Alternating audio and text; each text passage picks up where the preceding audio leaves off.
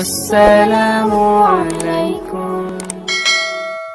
আমি তো বলি যে মানুষ যদি মাথায় সমস্যা হয় হেরে বলে পাগল, মানুষের মাথায় সমস্যা হলে কি কর, আর পাগলের মাথা নষ্ট হলে হেরে কই নিশ্চয়। মানুষের মাথা নষ্ট হলে হেরে কি কর, পাগলের মাথা যদি আরো নষ্ট হয় তাহলে হেরে কি কর। পাগলা তুমি বলেছিলা বড় গলায় তাপস সাহেবের যুবলীগ মামুনুল হক শেখ হাসিনার দরকার নাই, বাবুনগরী শেখ হাসিনার দরকার নাই, বাবা আলেমদের নাম ধরে ধরে যেমন চারটা গালিগালাজ করেছিল, তুমি মনে করেছিলা তোমাকে তোমার দলের লোকেরা বিশাল সম্মান দিবে, তোমাকে মাথায় নিয়ে নাচবে। আর আমার মাইনা তো বলেছে ও প্রিন্সিপাল তাসা ও তুসিলুল তাসা, আমি আল্লাহ ইজ্জত দেই, আমি আল্লাহ লাঞ্ছনা দেই। আমার আল্লাহ কয় তুই যে যুবলীগের কথা বলে খুব লাফালাফি করছিলি, আমি নোয়াখালীতে হেই যুবলীগরা দিয়ে তোর জুতা দেবে না। আলাইকুম ওয়া রাহমাতুল্লাহি ওয়া বারাকাতুহু। ওয়া আলাইকুম আসসালাম ওয়া রাহমাতুল্লাহি ওয়া বারাকাতুহু। আলহামদুলিল্লাহি ওয়াসসালাতু ওয়াসসালামু আলা মান লা নাবিয়্যা বা'দাহু ওয়াল ওয়াজনু ওয়াল ওয়াজমু ওয়াল আযমু বিল জাযম لا جلد بلد ولد جزو ورزم عزم له ثم نشهد أن لا إله إلا الله وحده لا شريك له لا ضد له ولا ند له ولا مثل له ولا مثال له ونشهد أن لا إله إلا الله وحده لا شريك له ونشهد أن سيدنا وسندنا وحبيبنا وحبيب ربنا وطبيبنا وطبيب قلوبنا ومولانا وأولانا محمدا عبده ورسوله أرسله إلى كافة للناس بشيرا ونذيرا وداعيا إلى الله بإذنه وسراجا وقمرا منيرا. أما بعد فقد قال الله تبارك وتعالى في كلامه المجيد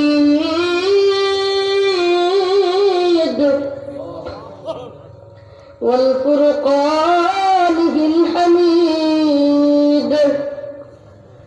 أعوذ بالله من الشيطان الرجيم. بسم الله الرحمن الرحيم. إنما المؤمنون الذين آمنوا بالله ورسوله ثم لم يرتابوا وجاهدوا بأموالهم وأنفسهم في سبيل الله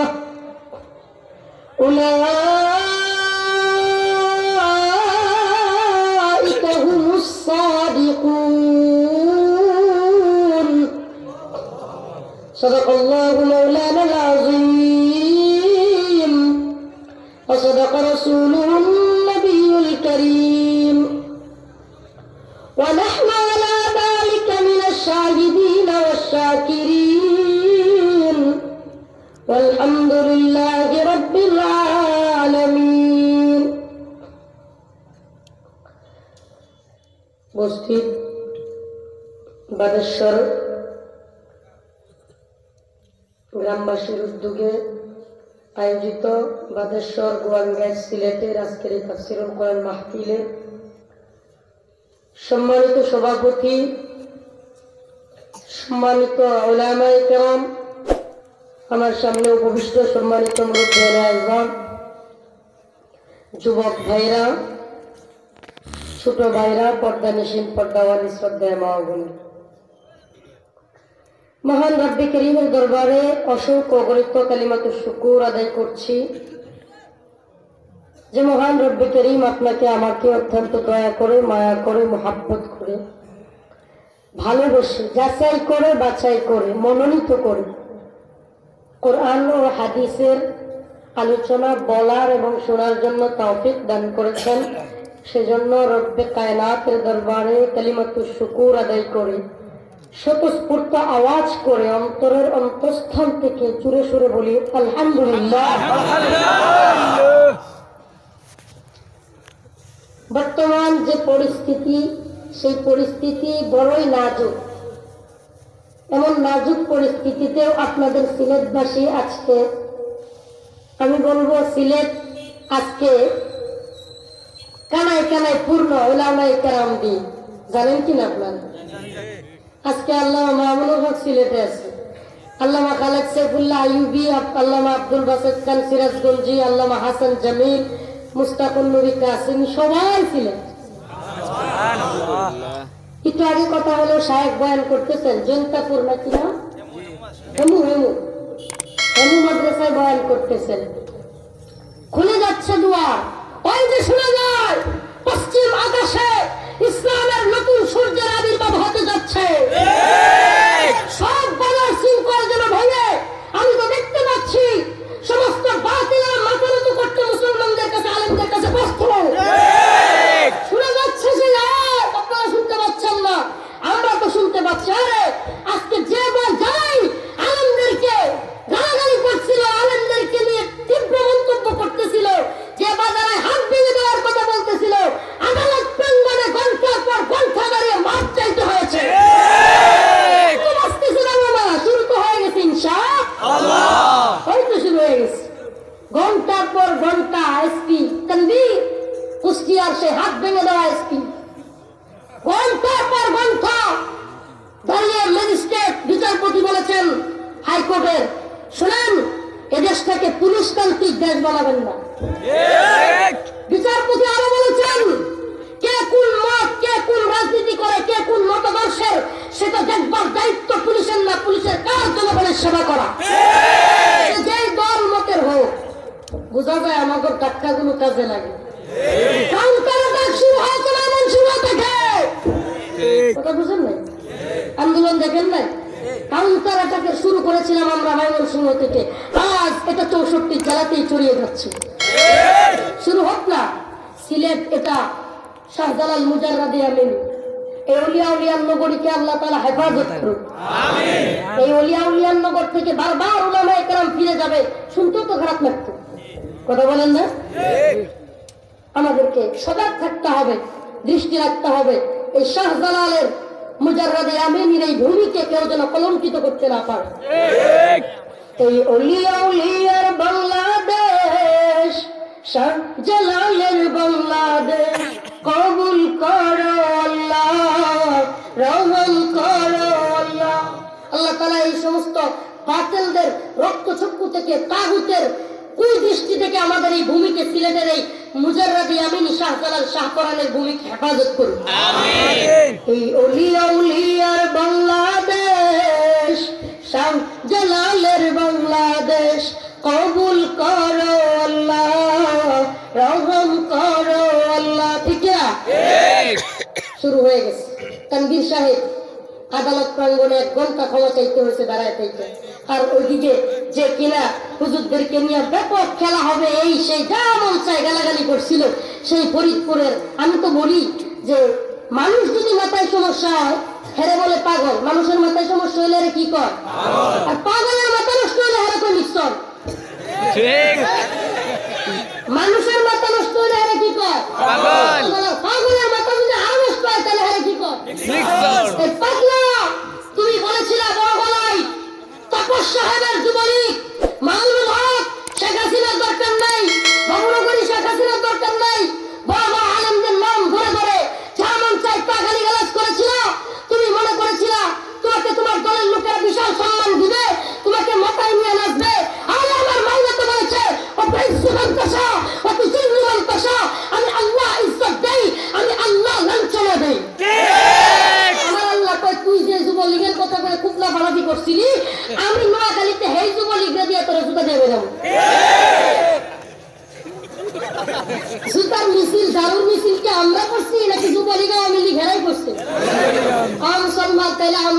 করে না। ও আমেরিকার ভাইরা, সাবধান হয়ে যাও, এগুলো থেকে শিক্ষা নাও। হ্যাঁ বিএনপির ভাইরা, শিক্ষা নাও। আল্লাহ তাআলা চাইলে তুইজ্জু মান তাশা ওয়া তুযিল্লু মান তাশা। আমার আল্লাহ চাইলে সম্মান দিতে পারেন, আমার আল্লাহ চাইলে জুতার বাড়ি উঠাইতে পারেন। ইসলামের বিরুদ্ধে যাওয়ার আগে, আলেমদেরকে গালাগালি করার আগে এই ঘটনাগুলো যদি শিক্ষা নিতে না পারো, তবে মনে রাখবা অচিরেই তোমার জন্য জুতা পিটা অপেক্ষা করতেছে। এটা আমাদের মুখের কথা নয়, এটা দেশের আলামত। শুরুটা হয়েছে, এই শুরুটা যেন আর না হয়, আর না হয়। তোমরা কেউ যেন আলেমদের নামে বিশুদ্ধার করে জুতা পিটা খাইতে না হয়, আর যেন পরের বুঝতে গেলে তোমার কেউ না পুরে পুরে নেই। আপনার দেখেন না ভিডিও, বলের বুচ্চা বানাইছে নোয়াখালীতে নিক্সনে, বানানোর পরে জুতা দিয়ে হয়ে নিচ্ছে, বেড়ানোর পরে তারপরে পুষছে, এরপরে পালাইছে, এরপরে স্লোগান দিছে, ভিডিও কইরা স্লোগান ছাড়ছে ইউটিউবে ফেসবুকে, নিক্সনের 2 গালে। আমরা তো আমাদের স্লোগান না, তো এটা স্লোগান এটা আমাদের না, দিছে কারা? যে যুবলীগের কথা সে বইলা বড় বড় মুখে আলেমদেরকে গালি দিল, আল্লাহ কয় তোর হে যুবলীগ দিয়ে জুতা দিয়ে বেরোন। আল্লাহু আকবার। আমার মাওলা কি পারে না বলেন, কথা বলেন। এজন্য সমস্ত প্রশংসার মালিককে আল্লাহ। আলহামদুলিল্লাহ রাব্বিল আলামিন।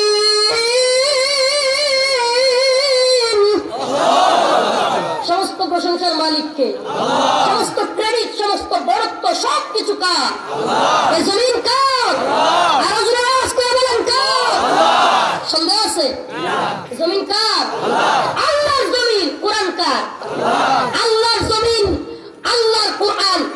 আল্লাহর জমিনে আল্লাহর কোরআনের কথা হবে, কোন প্রশাসন, কোন এমপি মন্ত্রীর পাওয়ারের তোয়াক্কা মুসলমান আলেমরা করে না। কিসের তোয়াক্কা? জমিন কার? আল্লাহ। কোরআন কার? আল্লাহ। আল্লাহর জমিনে আল্লাহর কোরআনের কথা বলবো, এটা নিয়ে কারো অর্ডার নিতে হবে। আরে এদেশে যাত্রা, এদেশে বিভিন্ন ফাত্রা কিছু কাজ হয়, এগুলোর অর্ডার নিতে হয় না, সরকারি নিরাপত্তায় চলে। অথচ আমাদের আলেমদেরকে আজকে মাহফিলগুলো থেকে উঠিয়ে দেওয়া হচ্ছে, আজকে মাহফিলগুলোতে বারবার বাধাগ্রস্ত করা হচ্ছে। অথচ মুমিন মুসলমান জিহাদের কথা ভুলে গেছে।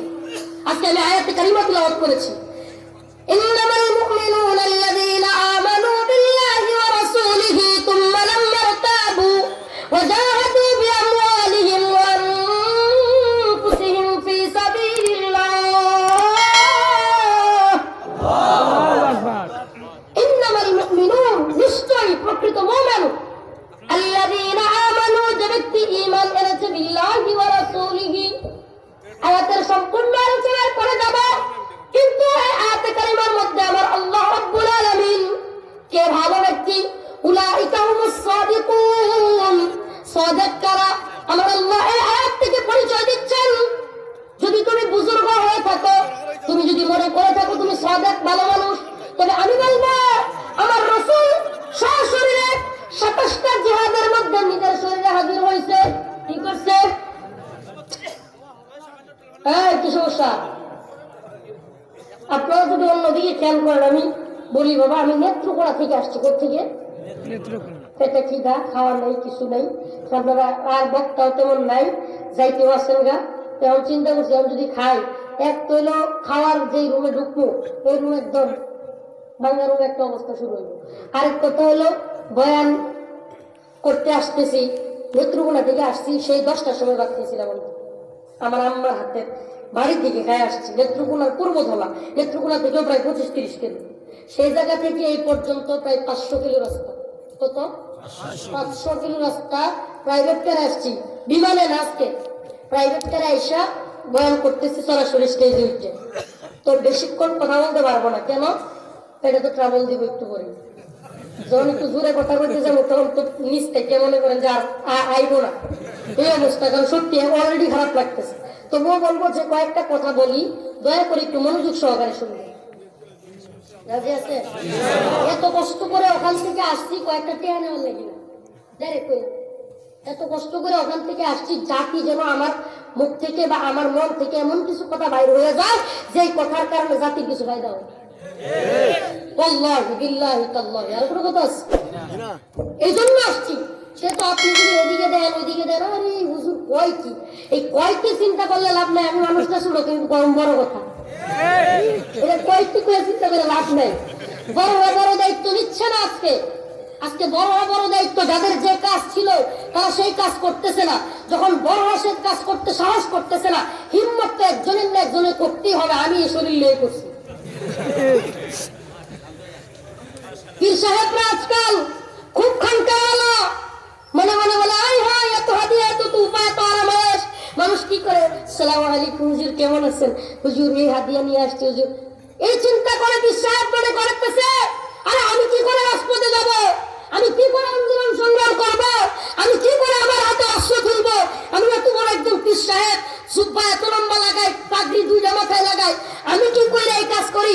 ও পীর সাহেব তোমাকে বলছি, তুমি তথাকথিত পীর হতে পারো, শাইখুল মাশায়েখ হতে পারো, যদি তোমার ভিতরে এই নজরিয়া থাকে যে আমি কি করে রাজপথে নামবো, আন্দোলন সংগ্রাম করব, আমি কি করে জিহাদ করব, আমি এত পীর সাহেব, মানুষ কি বলবে, মানুষের বিরুদ্ধে আমি কি করে লাঠি নিব। আরে না, আমার রাসূল বলেছেন মুহাম্মাদুর রাসূলুল্লাহ ওয়াল্লাযীনা মাআহু আশিদ্দাউ আলাল কুফফার।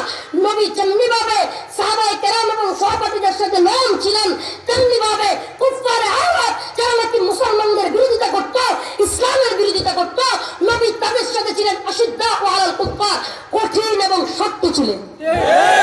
তুমি যদি নবুয়তের রাসূলুল্লাহ সাল্লাল্লাহু আলাইহি ওয়াসাল্লামের ওয়ারিস দাবি করো, আল উলামা ওয়ারাসাতুল আম্বিয়া বলে নিজেকে নবী নবী দাবি করতে চাও, তবে আমি বলবো ওয়া ইন্নাল আম্বিয়া আলাম ইউরিতু দিনারা ওয়ালা দিরহামা।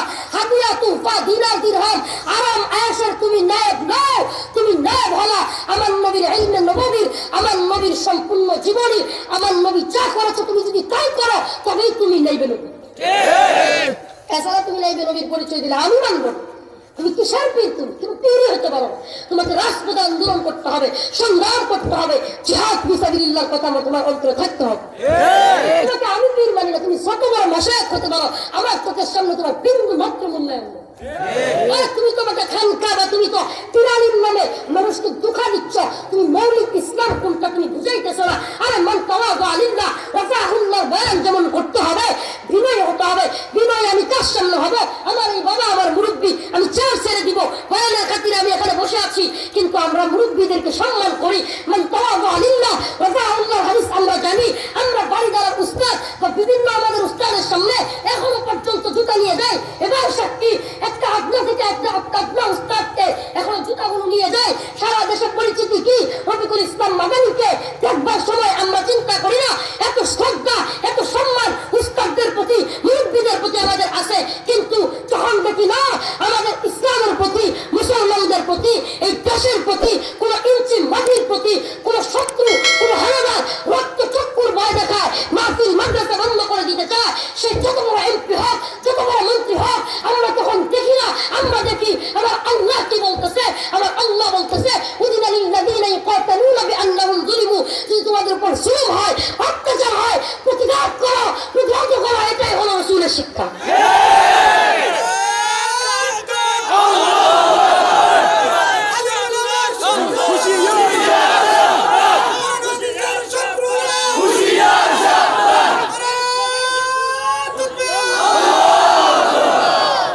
আমাদেরকে চলতে হবে রাসূলুল্লাহ সাল্লাল্লাহু আলাইহি ওয়াসাল্লামের আদর্শ মতে। আজকে যে বাগারা আমাদেরকে বুদ্ধি দেয়, পরামর্শ দেয়, রফিক এত গরম কথা বলার দরকার নেই, রাষ্ট্রীয় অবস্থা বুঝো না, তোমরা তো ছোট মানুষ, আসলে কি বুঝবা, কত বিপদ আপদ মুসিবত। আরে বেটা আপনি কি বুঝেন মুসিবত? আপনার চাইতে মুসিবতের কোনো ইঞ্চি কম বুঝি না, কিন্তু মুসিবত বুঝে বুঝে এই চুপ থাকা, এই নরম হয়ে থাকা, পরিস্থিতি মাইনা নেওয়া। আজকে আমরা সবাই রাষ্ট্রের পরিস্থিতি ভালো না, এই ভালো না সেই ভালো না বলে বলে আজকে আমার মাইন্ড সেটআপ দৃষ্টিভঙ্গিকে মানানসই করে নিছি বলেই এরা দুর্নীতি সুর ঘুষ দুর্নীতি খুন খারাপি তারা ধরাইতেছে। আল্লাহু আকবার, আল্লাহু আকবার, ইসলাম জিন্দাবাদ জিন্দাবাদ, বিশ্বনবীর শত্রুরা হুঁশিয়ার সাবধান, সাহাবাদের শত্রুরা হুঁশিয়ার সাবধান, তাকবীর আল্লাহু আকবার। আপনাকে কে বলছে মাদার মাদ্দা তৈরি করতে? তো কে বলছে? রাষ্ট্রের অবস্থা বলতে বলতে বলতে বলতে সবাই মেনে নিছে। কি খুন হইতেছে মেনে নিছে। আজকে চট্টগ্রামে কি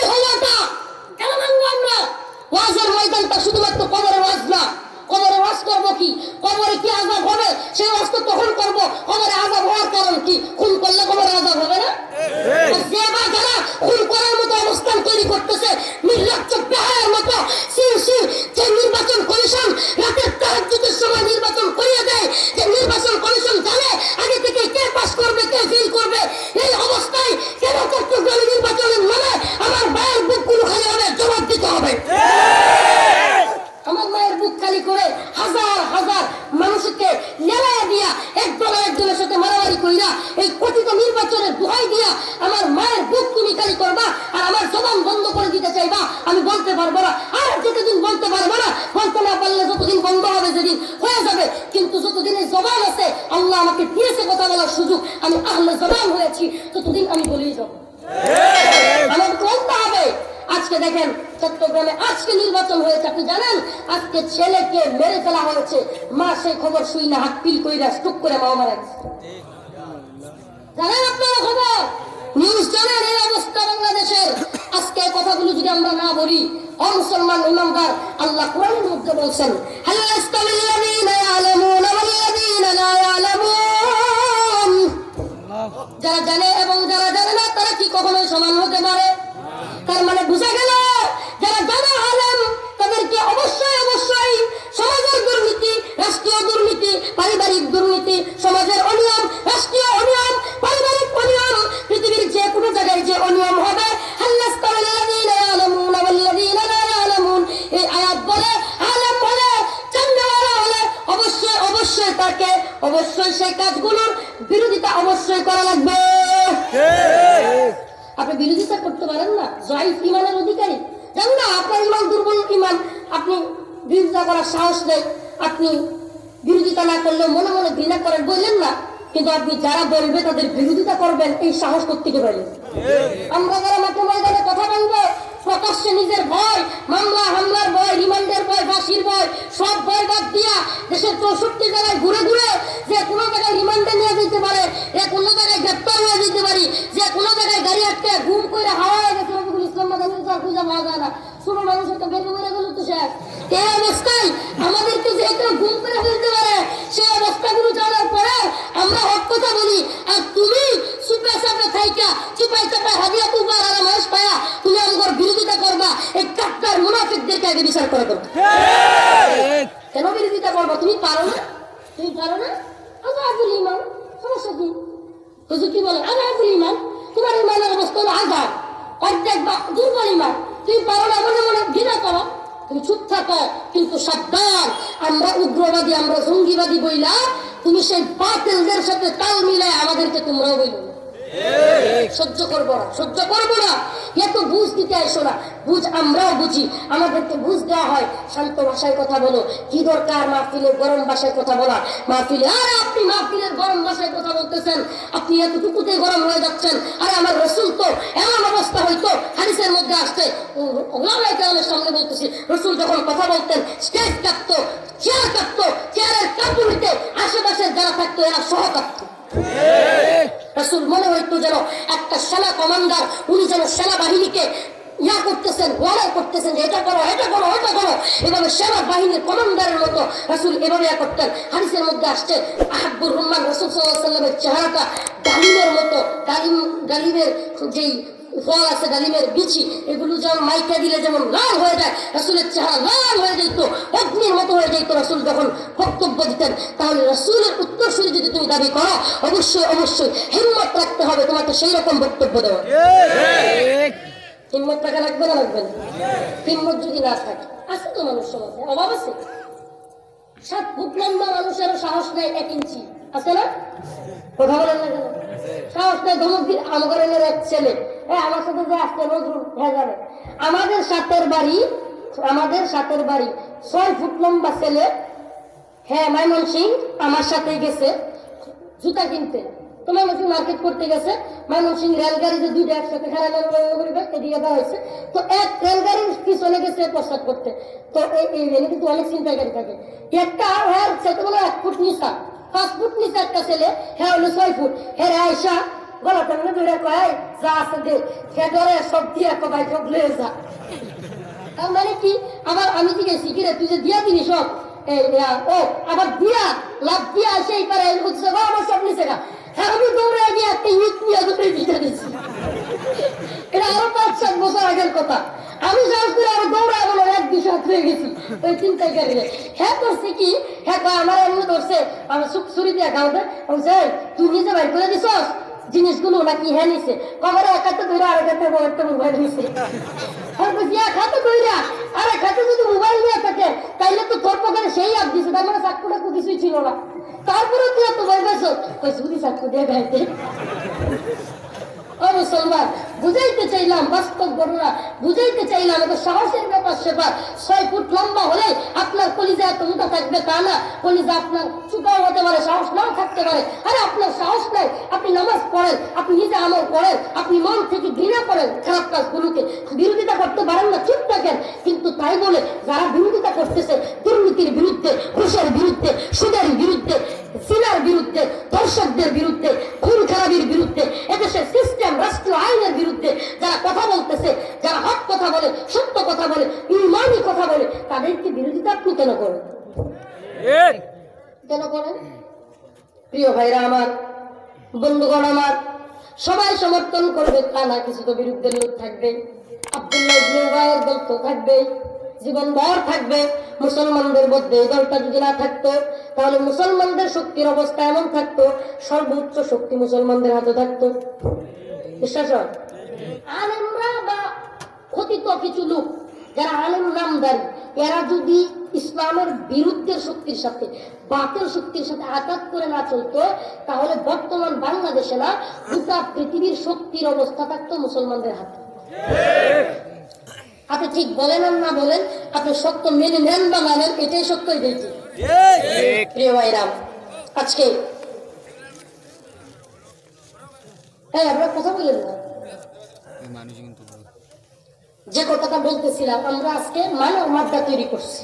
কি চেয়ারম্যান সাহেব এলাকায় দুর্নীতি করতেছে অন্যায় ভাবে, এলাকার একজন হুমরা সুমরা নেতা অন্যায় ভাবে আরেকজন লোককে মামলায় ভাষায় দিতেছে। আমি দেখতেছি, আমার ক্ষমতা থাকা সত্ত্বেও আমি কিছু বলতেছি না। কথা কি শুনতেছেন আপনার? শুনতেছি না।